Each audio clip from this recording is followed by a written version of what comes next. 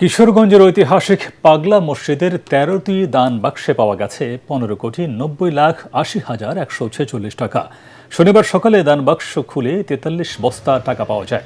মসজিদ ব্যবস্থাপনা কমিটির সদস্য, মসজিদ কমপ্লেক্সে অবস্থিত মাদ্রাসা ও এতিমখানার শিক্ষক শিক্ষার্থী, পার্শ্ববর্তী জামিয়া ইমদাদিয়া মাদ্রাসার শিক্ষার্থী, ব্যাংক কর্মকর্তা কর্মচারী সহ ৪ শতাধিক মানুষের একটি দল এসব বস্তা ভর্তি টাকা গণনা করেন।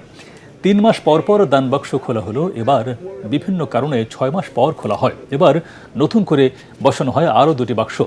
এর আগে গত বছরের ২৭ ডিসেম্বর ৩ মাস ২৭ দিন পর মসজিদের দান বাক্সগুলো খুলে ১১,৭৮,৪৮,০০০ টাকা পাওয়া যায়। এছাড়াও পাওয়া গিয়েছিল বিপুল পরিমাণ বৈদেশিক মুদ্রা ও স্বর্ণালংকার। এখানে স্থায়ী 10টি সিন্দুক এবং অস্থায়ী 3টি ট্রাঙ্ক দান বাক্স হিসেবে ব্যবহার করা হয়, যা পুরোপুরি পরিপূর্ণ হয়ে যাওয়ায় আজকে খোলা হলো।